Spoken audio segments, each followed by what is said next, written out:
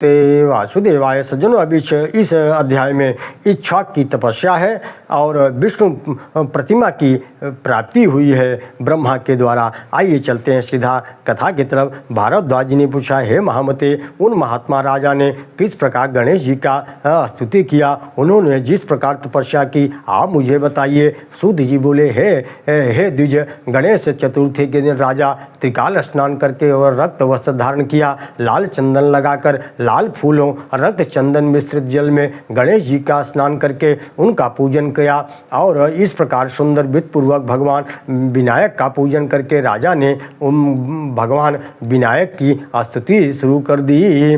ओ इक्ष्वाकुरुवाच नमस्कृत महादेवं तोषजेहं च तं विनायकं महागणपतिं सूरमजितं ज्ञानवर्धनम् एकदंत द्विदंतं च चतुर्दंतं चतुर्भुजं त्रयक्षं त्रिशूलहस्तं च रक्तनेत्रं वरप्रदम् अंबिकायं शूर्पकर्ण प्रचंडं च विनायकम् आरक्तं दंडिनं चैव वह्निवक्त्रं हुतप्रियम् अनर्चितो विघ्नकरः सर्वकार्येषु यो नृणां तं नमामि गणाध्यक्षं भीममुग्रमुपाश्रितं मदमत्तं विरूपाक्षं भक्तविघ्ननिवारकं सूर्यकोटिप्रतीकाशं भिन्नाञ्जन समप्रभं बुद्धं निर्मीलिनं शान्तं न पश्यामि विनायकः।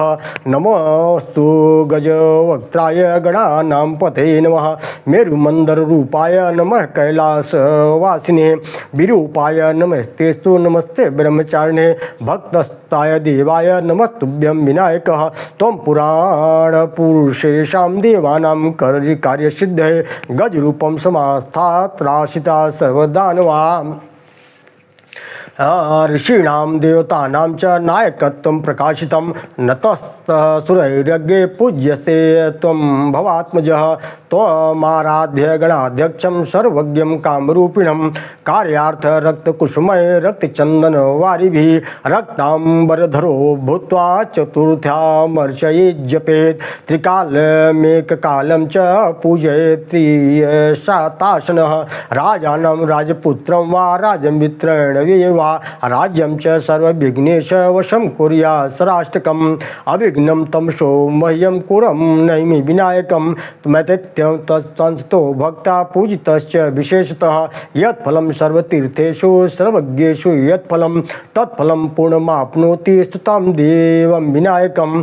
विश्वं च भवेत् तस्य न च गच्छेत् पराभवं न च विघ्नो भवेत् तस्य जातो जातिस्परो भवेत् य इदं पठयते स्तोत्रं खड्गभीर्मावैशैर्वर लभेत् संवत्सरेण सिद्धिं च लभेत् नात्र न संशयः। बोले, हे द्विजोत्तमगण, इस प्रकार राजा इक्ष्वाकु अपने पहले गणेश जी का स्तुति करके फिर तपस्वी का वेश धारण करके तप के लिए वन में चले गए। इस प्रकार वशिष्ठ जी के कथनानुसार तापस वेश धारण करके तपोवन में प्रविष्ट हो वे शाक फल मूल का आहार करते हुए तपस्या में प्रवृत्त हो गए। महातपस्वी राजा इक्ष्वाकु ग्रीष्म ऋतु में पंचाग्नि बीच में स्थित होकर तपस्या करते थे। वर्षा के समय खुले मैदान में रहते और शीत काल में सरोवर के जल में खड़े होकर तप करते थे।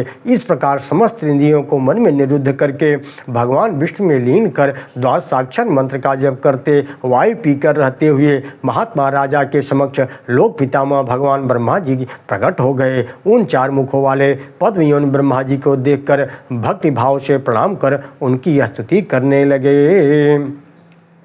राजा बोले, ओ राजोवाच नमो हिरण्यगर्भाय जगत्सृष्टे महात्मने वेदशास्त्रार्थ विदुषे चतुर्वक्ताय ते नमः इति स्तोतुं जगत्सृष्टां ब्रह्मा प्राणप्रोत्तमम् तस्य भीरतम शांतम त्यक्त राज्यम महासुखम। राजा बोले, संसार की सृष्टि करने वाले तथा वेद शास्त्रों के मर्मज्ञ चार मुखों वाले हिरण्यगर्भ ब्रह्मा जी को नमस्कार है। इस प्रकार स्तुत किए जाने पर ब्रह्मा जी प्रसन्न होकर तपस्या में लगे हुए राजा से कहा। ब्रह्मा जी बोले, हे राजन, समस्त विश्व को प्रकाशित करने वाले तुम्हारे पिता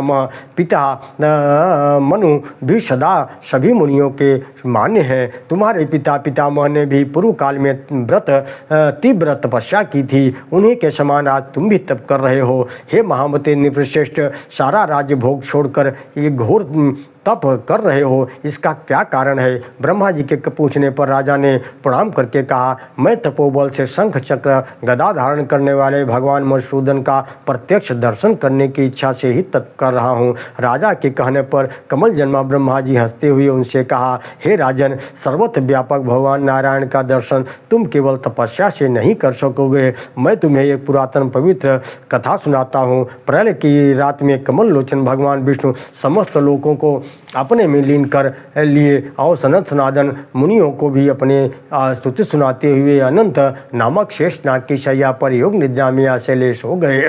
भगवान की नाभ से प्रकाशमान एक बहुत बड़ा कमल उत्पन्न हुआ।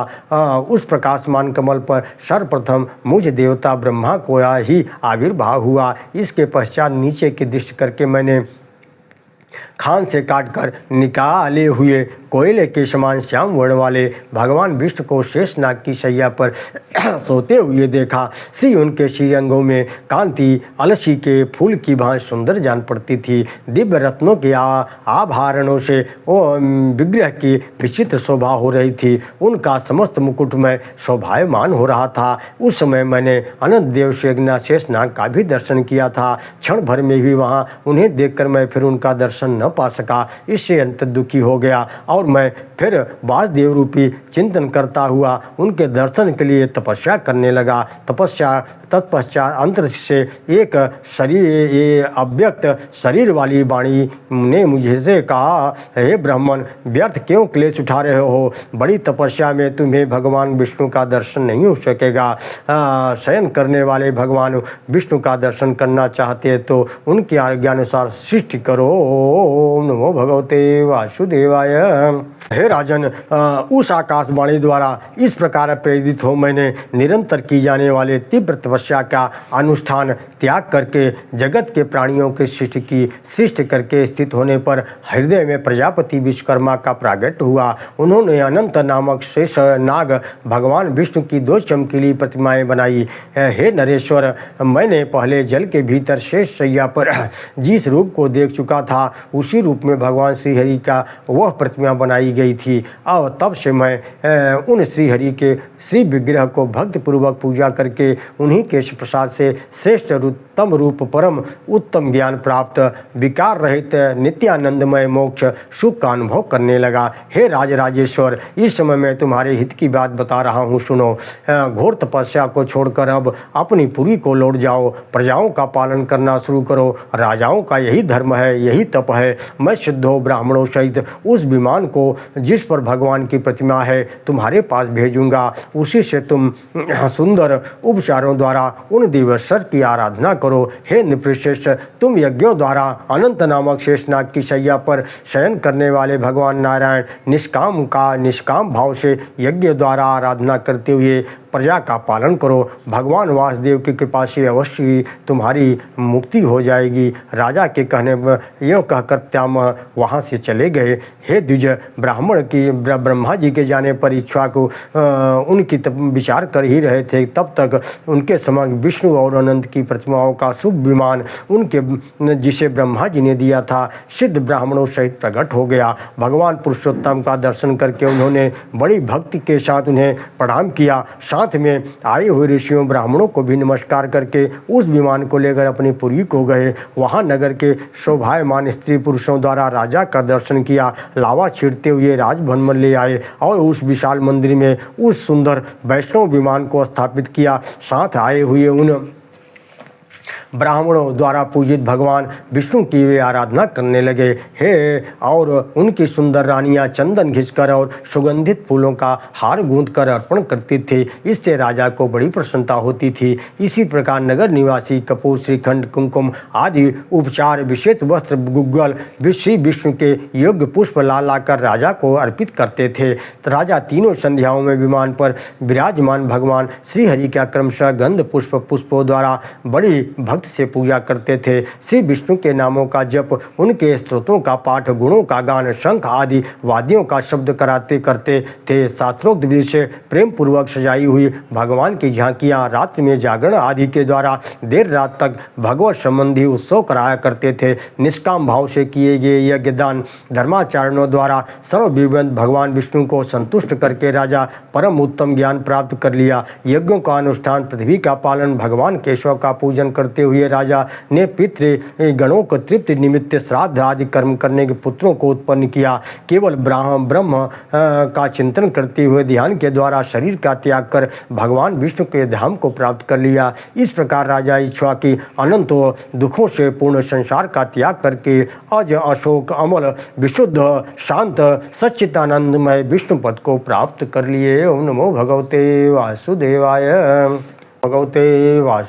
सज्जनों, अब इस अध्याय में इक्ष्वाकु के संतति का वर्णन है। सूत जी बोले, इक्ष्वाकु के ज्येष्ठ पुत्र का नाम था विकुक्षी। वह अपने पिता के मुक्त हो जाने पर महर्षियों द्वारा राज्य पद पर अभिषिक्त हुआ। धर्मपूर्वक पृथ्वी का पालन करने लगा। राजा विकुक्ष ने विमान पर विराजमान शेषशाही भगवान विष्णु की आराधना करते हुए अनेक यज्ञों द्वारा देवताओं का आयोजन किया। अंत में वे अपने पुत्र सुबाहु को राज्य पर अभिषिक्त कर स्वयं स्वर्गगामी हो गए।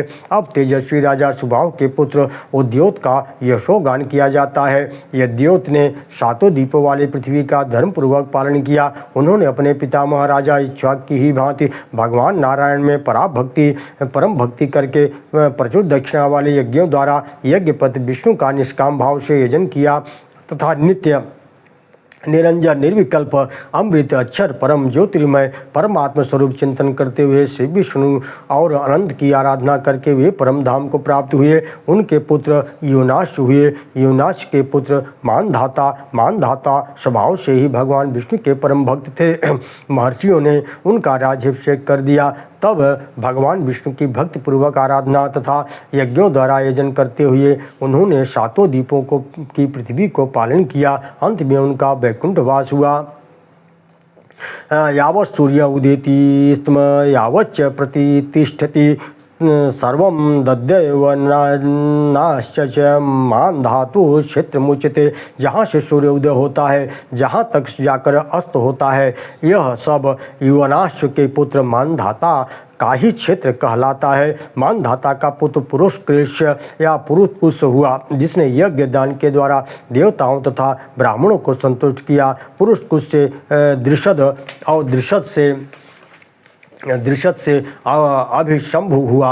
अभिशंभु से दारुण से सगर का जन्म हुआ।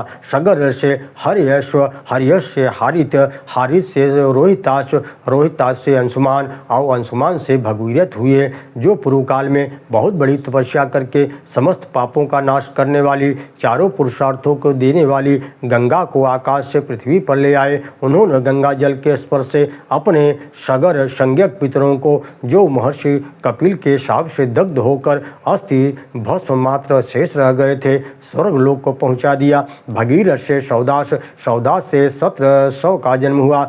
1700 से अरण्य और अरण्य से दीर्घबाहु हुआ।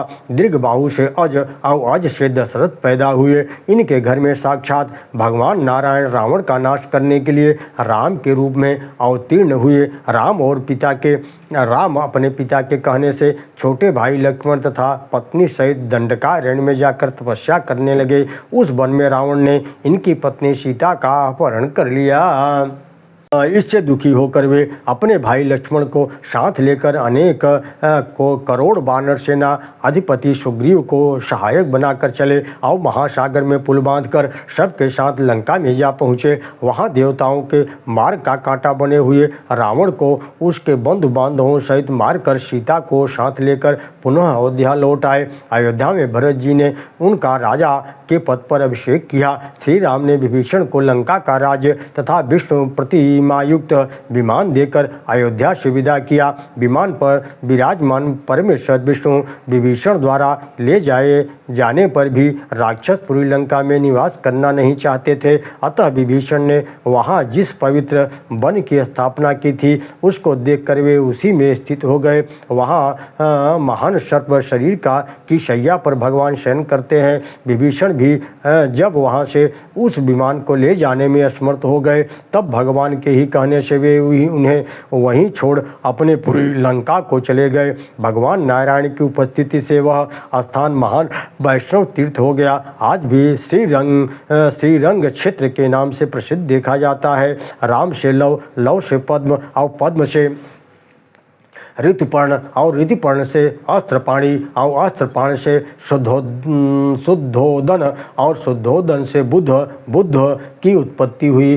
बुद्ध से इस वंश की समाप्ति हो जाता है। ओम नमो भगवते वासुदेवाय।